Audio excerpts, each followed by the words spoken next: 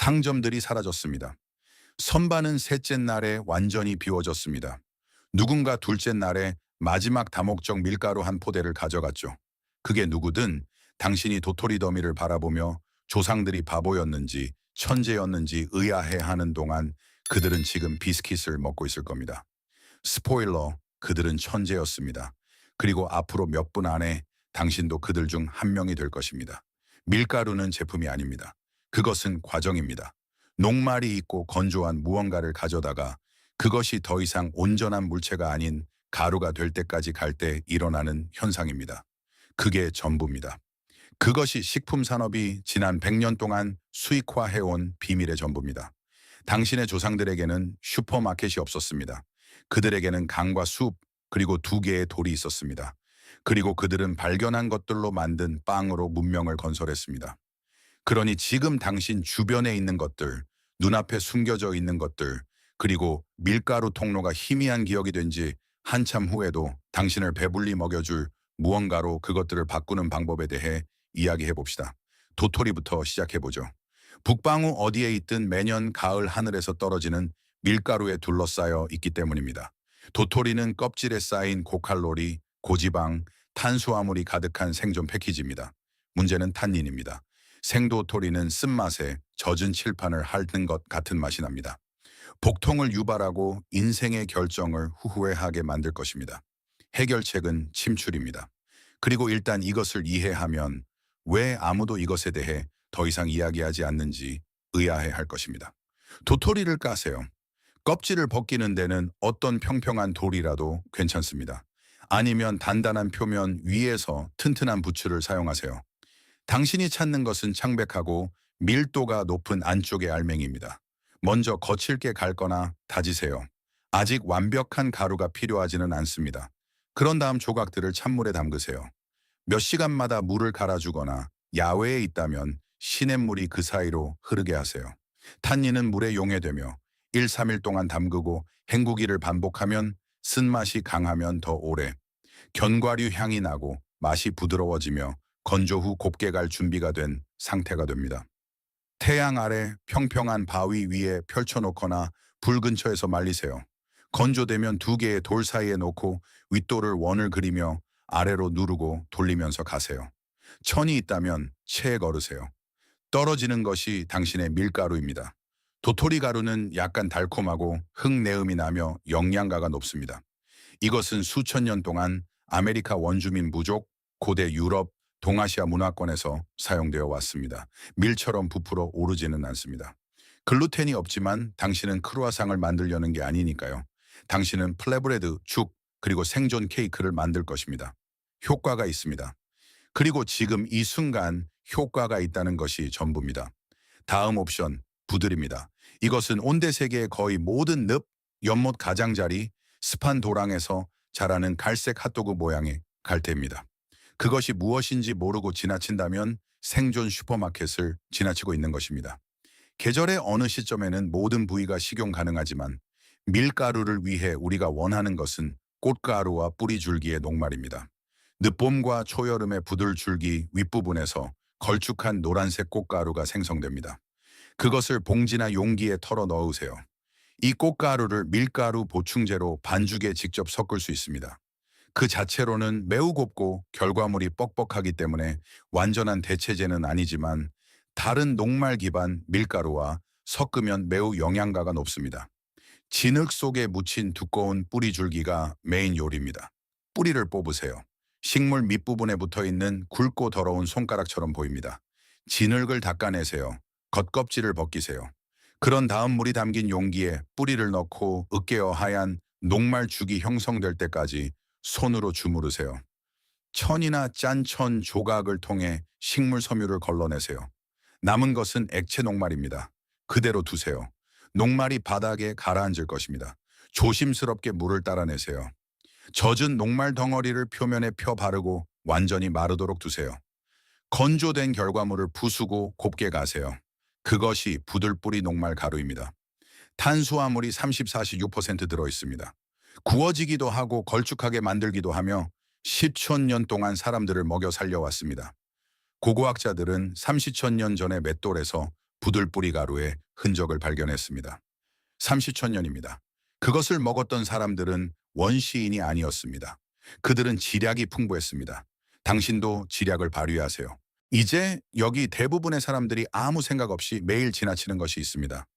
말린 옥수수입니다. 전자레인지용 봉지에 든 팝콘 알갱이가 아닙니다. 진짜 말린 사료용 옥수수, 덴트콘, 부싯돌 옥수수 또는 옥수수 대에서 완전히 건조된 모든 재래종을 말합니다. 저장된 옥수수, 집에 있는 말린 옥수수 또는 찾을 수 있는 모든 말린 옥수수 알갱이가 있다면 당신은 냉장고가 존재하기 수천 년 전부터 대륙 전체를 먹여 살린 밀가루 공급원 위에 앉아 있는 것입니다. 또띠아, 타말레, 아레파의 기본인 마사는 닉스타말화라는 방법으로 처리된 옥수수로 만듭니다. 그리고 여기서 흥미로운 점이 생깁니다. 생옥수수 가루는 영양적으로 불완전합니다. 니아신인 비타민 B3가 옥수수 내부의 신체가 문자 그대로 흡수할 수 없는 형태로 갇혀 있습니다. 메조아메리카의 토착 문명은 말린 옥수수 알갱이를 나무재나 수산화 칼슘, 우리가 석회나 양잿물이라고 부르는 것을 섞은 물에 익혀서 그것을 풀어주는 방법을 알아냈습니다. 이 과정을 닉스타말이라고 하며 옥수수를 기근식품에서 영양의 보고로 바꿉니다.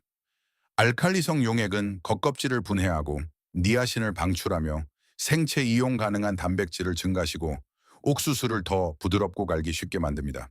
실험실 없이 만드는 방법은 다음과 같습니다. 말린 옥수수 알갱이 한 컵을 준비하세요. 깨끗한 장작불에서 나온 나무자에 한 스푼을 넣은 물에 끓이세요. 가공된 나무나 숯이 아닌 순수 천연나무 재어야 합니다. 약한 불로 약 1시간 동안 끓이세요. 겉껍질이 느슨해질 것입니다. 밤새 그대로 두세요. 다음 날 아침에 잘 헹구고 손으로 알갱이를 문질러 껍질을 제거하세요. 당신이 가진 것은 닉스타말입니다. 마사를 만들려면 젖은 상태로 갈고 밀가루를 만들려면 말려서 곱게 가세요. 그 옥수수 가루는 단순하게 갈린 옥수수가 결코 줄 수 없는 방식으로 당신에게 영양을 공급할 것입니다.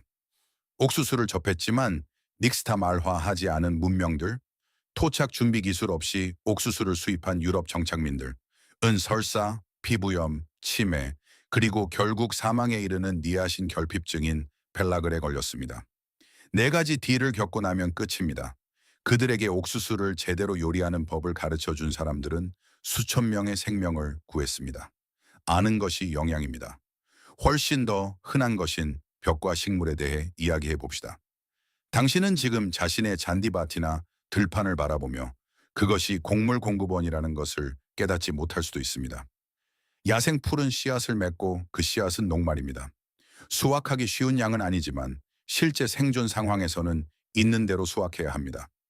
야생 호밀, 야생 보리, 강아지 풀, 왕발행이 등 이 모든 것들은 작은 식용 씨앗을 생산합니다. 씨앗 머리를 용기에 털어낸 다음 가벼운 겨는 날려보내고 무거운 씨앗만 떨어지도록 2용기 사이로 천천히 부으며 키질을 하세요. 그런 다음 말리고 나서 가세요. 많은 노동력이 필요합니다. 슈퍼마켓에서 1달러에 파는 양을 수확하는 데 1시간을 보낼 수도 있지만 당신은 그 1시간을 살아있는 채로 보낼 것입니다. 시냇가나 습한 초원 근처에 있다면 야생 쌀을 찾으세요. 상업적으로 재배되는 쌀이 아닙니다. 야생 쌀인 지자니아는 얕은 민물, 가장자리를 따라 자랍니다. 그것은 맛있고 밀도가 높으며 칼로리가 높은 길고 좁은 씨앗을 가진 키 큰 수생풀입니다. 오데오 지역의 카누 부족들은 덤불 사이로 노를 저어가며 줄기를 배 옆면으로 두드려 수확했습니다. 당신은 그 과정을 도보로 응용할 수 있습니다. 씨앗 머리 아래에 용기를 대고 앞으로 훑어내세요. 씨앗을 말린 다음 팬이나 불 위에서 가볍게 볶아 껍질을 느슨하게 하세요. 겉껍질을 제거한 후 가세요. 야생 쌀가루는 깊고 약간 훈제된 듯한 고소한 맛이 나며 밀가루보다 단백질이 더 많습니다. 신화가 아닙니다. 플랜 B도 아닙니다. 이것은 수세기 동안 문화를 지탱해온 실제 식량원입니다. 이제 당신의 집 안에 있지만 아마 밀가루 공급원이라고 생각하지 못했을 무언가를 다루어 봅시다. 말린 콩류입니다. 강낭콩, 렌틸콩, 말린 완두콩, 그것들을 가세요. 그것이 밀가루입니다. 그람 플라워 또는 배산이라고 불리는 병아리콩 가루는 세계에서 가장 널리 사용되는 밀가루 중 하나입니다. 인도는 수천 년 동안 이것을 사용해 왔습니다. 말린 병아리 콩을 가져다가 돌사이나 가지고 있는 기계식 분쇄기로 가세요. 결과물을 체에 걸으세요. 병아리 콩 가루는 플랫브레드를 만들거나 스튜를 걸쭉하게 하거나 재료를 뭉치게 하는데 유용합니다. 렌틸 콩 가루도 과정은 거의 동일합니다. 검은 콩 가루, 흰 콩 가루 모두 가능합니다. 콩가루는 단백질과 섬유질이 풍부하며 건조된 상태에서는 거의 무기한 보관할 수 있습니다. 지금 팬트리에 말린 콩이 있다면 당신은 밀가루를 가지고 있는 것입니다. 아직 모를 뿐이죠. 말린 감자도 마찬가지입니다. 건조된 감자 슬라이스나 조각 또는 직접 말릴 수 있는 신선한 감자도 감자 가루가 될 수 있습니다. 감자 껍질을 벗기고 얇게 썹니다. 태양 아래, 불 근처 또는 에너지가 남아있다면 약 60미년크 C5대기20마임 아주 낮은 온도에서 몇 시간 동안 말리세요. 바삭하고 완전히 마르면 가세요. 감자 가루는 엄청난 양의 수분을 흡수함으로 적은 양으로도 효과가 큽니다. 밀도가 높고 포만감을 주며 맛이 중립적입니다. 다른 밀가루 공급원과 섞으면 공급량을 크게 늘릴 수 있습니다. 쌀이 있다면 같은 원리가 적용됩니다. 말린 백미는 가능한 분쇄 방법을 사용하여 쌀가루로 만들 수 있습니다. 쌀가루는 글루텐이 없고 질감이 고우며 플랫브레드, 팬케이크, 죽을 걸쭉하게 만드는 데 효과적입니다. 이것은 동남아시아 요리의 큰 부분을 차지하는 기초이며 가게가 필요 없이 수천 년 동안 그래왔습니다. 이제 분쇄에 대해 이야기해 봅시다. 당신의 곡물은 원한다고 해서 밀가루가 되지 않기 때문입니다. 분쇄 메커니즘이 필요하며 그 메커니즘은 전기적일 필요도 상업적일 필요도 정교할 필요도 없습니다. 가장 원시적이고 효과적인 도구는 핸드밀입니다. 두 개의 돌, 즉 평평하고 약간 오목한 바닥돌인 대석과 손바닥에 편안하게 들어가는 상석이 필요합니다. 대석 위에 말린 곡물을 놓고 상석을 사용하여 몸무게를 실어 원을 그리며 가세요. 느립니다. 육체적으로 힘듭니다. 팔이 아플 것입니다. 당신의 밀가루는 거칠고 돌에서 나온 미세한 모래가 포함될 텐데 이것이 역사적으로 고대 인류의 치아가 심하게 마모되었던 이유입니다. 하지만 효과가 있습니다. 인류 역사 30,000년 동안 효과가 있었습니다. 그리고 당신에게도 효과가 있을 것입니다. 고안할 수 있다면 회전식 맷돌로 시스템을 업그레이드 하세요. 두 개의 평평한 원형 돌로 하나는 고정되고 다른 하나는 중앙 구멍을 통해 삽입된 막대를 사용하여 위에서 회전합니다. 곡물은 중앙 구멍으로 들어가고 위에 돌이 회전하면서 두 돌 사이에서 갈립니다. 전 세계의 토착 문화권에서 이것을 독립적으로 발전시켰습니다. 로마인들은 제국 전역에서 이것을 사용했습니다. 더 곱고 더 빠르고 적은 힘으로 밀가루를 생산합니다. 대략 원형인 두 개의 평평한 돌을 찾거나 모양을 만들고 윗돌 중앙에 구멍을 뚫거나 쪼아낼 수 있다면 문명을 바꾼 기계를 갖게 된 것입니다. 돌이 없나요? 주위를 둘러보세요. 콘크리트 표면, 벽돌 표면, 분쇄판으로 사용되는 주물팬의 바닥, 단단한 표면 위에서 분쇄 롤러로 사용되는 무거운 유리병, 고기 다지는 망치 등 인내심이 있고 생존이 걸려 있다면 단단하고 무거운 것은 무엇이든 분쇄 도구가 될 수 있습니다. 어떤 공급원이든 어떤 분쇄 방식이든 밀가루가 생기면 이렇게 하세요. 가장 기본적인 레시피는 플랫브레드이며 두 가지 재료가 필요합니다. 밀가루와 물입니다. 뻑뻑한 반죽이 될 때까지 섞으세요. 있다면 소금 한 꼬집을 넣으세요. 공 모양으로 나눕니다. 손바닥이나 매끄러운 돌로 누르세요. 다 구워진 마른 돌이나 불 위에 주물팬에서 익히세요. 표면이 마르고 살짝 구워질 때까지 양면을 2, 3분씩 익힙니다. 그것이 빵입니다. 그것이 비옥한 초승달 지대에서 아메리카 대륙에 이르기까지 모든 인류 문명을 건설한 음식입니다. 효모도 팽창제도 계란도 필요하지 않습니다. 녹말, 물, 열만 있으면 됩니다. 동물의 지방, 기름, 라드 등 가능한 지방을 추가하면 플랫브레드는 칼로리가 더 높아지고 유연해지며 잘 부서지지 않게 됩니다. 말린 허브가 있다면 섞으세요. 그러면 갑자기 당신은 단순히 버티는 음식이 아니라 패배가 아닌 결단력의 맛이 나는 무언가를 갖게 됩니다. 상업용 효모 없이 조금 더 부풀리고 싶다면 사워도우 스타터가 필요합니다. 용기에 염소가 없는 물과 밀가루를 같은 비율로 섞으세요. 뚜껑을 덮지 않은 채 실온에 두세요. 하루에 한 번 저어주세요. 3, 7일 안에 공기 중과 밀가루 자체의 야생 효모가 혼합물에 정착하여 발효를 시작할 것입니다. 거품이 보일 것입니다. 시큼하고 효모 향이 나는 냄새를 맡게 될 것입니다. 매일 절반을 버리고 신선한 밀가루와 물을 추가하여 먹이를 주며 관리하세요. 거품이 생기고 안정적으로 활성화되면 상업용 효모 대신 반죽에 섞으세요. 더 천천히 부풀긴 합니다. 그리고 일단 만들어진 사워도우 스타터는 무기한으로 살아있을 수 있습니다. 제빵사들은 이것을 대를 이어 물려주었습니다. 오늘날에도 100년이 넘은 종균에서 유래한 활성 사워도우가 있습니다. 자, 여기 이 모든 것의 기초가 되는 과학이 있습니다. 왜 효과가 있는지 이해하면 더 잘 적용할 수 있기 때문입니다. 밀가루는 녹말 알갱이입니다. 녹말에 물을 결합하고 열을 가하면 그 알갱이들이 수분을 흡수하여 팽창하고 젤라틴화됩니다. 그것들은 걸쭉해지고 결합하며 굳어집니다. 그것이 빵을 가루처럼 바스러지는 것이 아니라 응집력 있게 만드는 요소입니다. 더 곱게 갈수록 표면적이 넓어지고 수분 흡수가 좋아져 결과물의 응집력이 더 좋아집니다. 거친 밀가루는 거칠고 잘 부서지는 빵을 만듭니다. 고운 밀가루는 부드럽고 유연한 반죽을 만듭니다. 당신의 분쇄 노력은 당신이 먹는 것의 품질로 직결됩니다. 단백질 함량도 중요합니다. 반죽을 탄력 있고 유연하게 만드는 단백질 네트워크인 밀가루의 글루텐은 효모의 가스 거품을 가두어 빵이 부풀어 폭신한 덩어리가 되게 합니다. 도토리 가루, 부들가루, 감자가루 이것들 중 어느 것에도 글루텐은 없습니다. 그래서 그런 재료로 만든 플랫브레드는 밀도가 높고 크래커와 비슷할 것입니다. 나쁜 것도 아니고 열등한 것도 아니며 단지 물리적 특성이 다를 뿐입니다. 글루텐이 없는 밀가루에 탄력을 더하려면 결합제를 추가하세요. 반죽에 섞은 삶은 감자 으깬 것, 끓인 뼈에서 나온 소량의 젤라틴, 또는 끓인 아마씨에서 나온 점액질 액체 등입니다. 이것들은 글루텐의 결합 특성 일부를 흉내내어 반죽의 가공성을 높여줍니다. 그리고 여기 대부분의 사람들이 전혀 생각하지 못하는 것이 있습니다. 당신이 먹는 것의 칼로리 밀도입니다. 물을 깃고 장작을 패고 보초를 서며 생존하느라 이전보다 더 많은 에너지를 소모하는 붕괴 이후의 시나리오에서는 고밀도 칼로리가 필요합니다. 도토리 가루 한 컵은 약 500 칼로리입니다. 옥수수 가루 한 컵은 약 440 칼로리입니다. 부들 뿌리 녹말 한 컵은 거의 400 칼로리입니다. 이것들은 다이어트 식품이 아닙니다. 식물이 최소한의 공간에 최대한의 에너지를 저장하기 위해 수백만 년의 진화를 거쳐 설계한 생존 연료입니다.